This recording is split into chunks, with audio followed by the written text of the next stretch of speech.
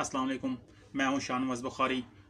आज मैं नई वीडियो लेके आपके सामने हाज़िर हुआ हूं। आज हम बात करेंगे सर्विस मैटर पे, rule of seniority for contract employees के कॉन्ट्रैक्ट एम्प्लॉयज़ के लिए जब वो परमानेंट होते हैं उनकी सीनियरिटी की क्या तरीक़ाकार है और क्या क्या लवाज़मात हैं।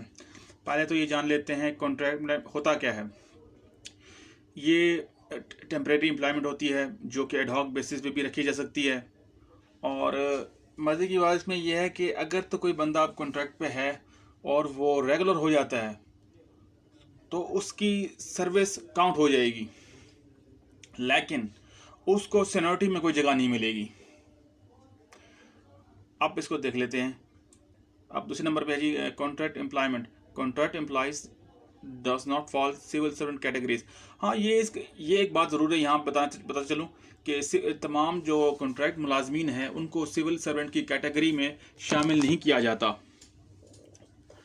The contract employees who have regularized against permanent post shall not claim seniority from the date of appointment। अब जो लोग कॉन्ट्रैक्ट एम्प्लॉयज़ पे या 3-4 साल बाद या 4 महीने बाद जो रेगुलर होते हैं तो उनको सीनियरिटी में जगह नहीं मिलती। वो उसी वक्त सीनियरिटी में जगह पाते हैं, यानी अगर जिस दिन उनको रेगुलर पोस्ट के अगेंस्ट उनको भर्ती कर लिया जाता है वही उनकी डेट ऑफ वहीं से उसकी डेट ऑफ सीनियरिटी स्टार्ट हो जाती है। Their seniority shall observe date of regular appointment. वही बात है कि जो उन्होंने उनकी सीनियरिटी डेट ऑफ अपॉइंटमेंट से, रेगुलर अपॉइंटमेंट से उन्होंने काउंट करनी है जब वो उसको लेटर मिलेगा। However, their service shall count for financial purposes and back benefits may get according to the nature of the service. They shall eligible for pension। यानी कि अगर उसको मिसाल के तौर पे एक आदमी है जिसने 4-5 साल उसने कॉन्ट्रैक्ट में मुलाजमत की है, वो 5 साल बाद रेगुलर हो जाता है किसी भी परमानेंट पोस्ट के अगेंस्ट। यहाँ चीज़ ध्यान में चीज़ कर लें कि परमानेंट एम्प्लॉय जब भी वो रेगुलर होगा वो किसी भी टेम्परेरी पोस्ट के अगेंस्ट नहीं होगा, वो परमानेंट पोस्ट होगी तो वो उसको तमाम बेनिफिट मिलेंगे और ये उसकी पेंशन में भी इजाफा होगा।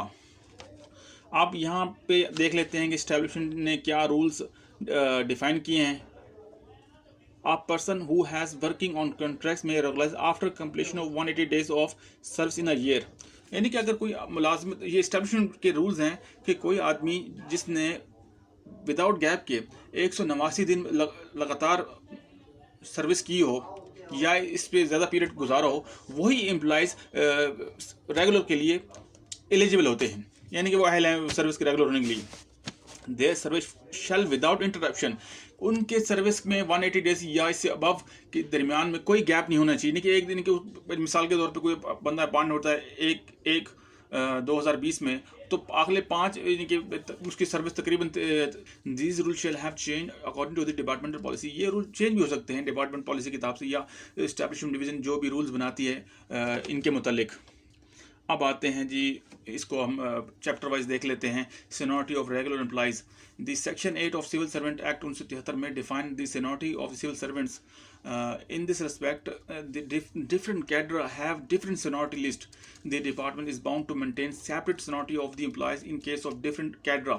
यहाँ पे वो कहता है कि सेक्शन 8 1973 का वो डिफाइन करता है सिविल सर्वेंट की सीनियरिटी के बारे में। और यहाँ एक चीज़ मैं बताता चलूँ कि सीनियरिटी के हर जो भी मुलाजिम हैं 1 से लेकर इनके 5 और इससे 5 से ऑनवर्ड यानी कि 10-14 इनकी मुख्तलिफ कैटेगरीज हैं। सीनियरिटी हर कैटेगरी की डिफरेंट बनेगी और डिफरेंट उसी लिस्ट में, मिसाल के तौर पर अगर कोई VP क्लास 4 के मुलाजमीन है, अगर वो उनकी सीनियरिटी उसी के में लिखी जाएगी, तमाम मुलाजिम उसी में शामिल किए जाएंगे। अगर कोई क्लर्क है तो क्लर्क के भी में हिसाब से लिखे जाएंगे। कोई असिस्टेंट है या कोई इससे ऊपर स्केल के हैं लोग तो उनकी स्पेसिफिक क्राइटेरिया, यानी कि 1 से अगर मैं यूं कहूं कि 16 तक उनका एक स्पेसिफिक क्राइटेरिया है। उससे अबव सीनियरिटी के रूल्स वो अलग हैं, टोटली चेंज हैं उनके रूल। और हर कैडर का हर जो पोस्ट बंदा काम कर रहा है उसके डिफरेंट रूल्स हैं सीनियरिटी के। The rule of seniority cum fitness shall observe while promoting any employee to next pay scale. यानी कि जब कोई किसी को प्रमोट किया जाएगा तो उसकी सीनियरिटी कम फिटनेस लाजमी देखी जाएगी। प्लस अगर वो क्लास 4 से ऊपर का है तो उसकी सालाना ACR रिपोर्ट भी देखी जाएगी, यानी कि उसकी जांच पड़ताल देखी जाएगी आया वो उसके पिछले 5 साल की ACR उसमें अगर तो कोई ऐसी वैसी उसकी कमी कोताही नहीं है या कोई मिसकंडक्ट नहीं है तो उसको प्रमोट किया जा सकता है अगले स्केल में। The length of service shall observe in case of appointment in same cadre as well as age criteria। यानी कि अगर मिसाल के तौर पे अगर कोई आदमी एक ही स्केल में 4-5 लोग या इसके कहने का मुराद है कि कुछ लोग 7-8 लोग एक ही पोस्ट में एक ही दिन ज्वाइन कर लेते हैं, तो उनकी सीनियरिटी कैसे जज की जाएगी? उनकी सीनियरिटी डेट ऑफ अपॉइंटमेंट और उनकी सीनियरिटी जज की जाएगी उनकी उम्रों से, यानी कि उनकी एज डिटरमाइन की जाएगी कि कौन सा आदमी सीनियर है एज में, तो उस हिसाब से उनकी सीनियरिटी में उनको रखा जाएगा। No regular employee shall promote on temporary post. कोई भी रेगुलर आदमी किसी भी टेम्प्रेरी पोस्ट के अगेंस्ट प्रमोट नहीं हो सकता। The qualification for upper post shall observe within minimum experience. अगर कोई ऊपर की पोस्ट पे प्रमोट हो रहा है, एक स्केल से दूसरी स्केल में प्रमोट हो रहा है, तो उसकी टोटल एक्सपीरियंस देखा जाएगा, सर्विस देखी जाएगी, या मिनिमम सर्विस का क्राइटेरिया जो भी मुख्तलिफ डिपार्टमेंट मिनिस्ट्री डिवीजन में उस वक्त राइज होगा वो देखा जाएगा।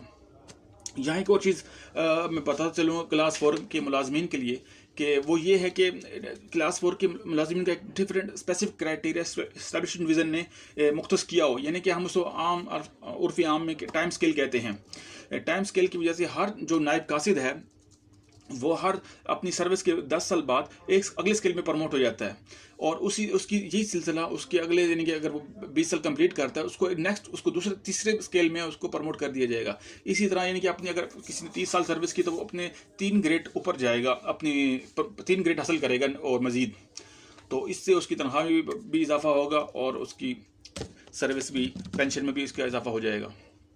तो ये है नाज़रीन सर्विस के सीनियरिटी के रूल्स जिनका जानना एक सिविल सर्वेंट के लिए बेहद ज़रूरी है।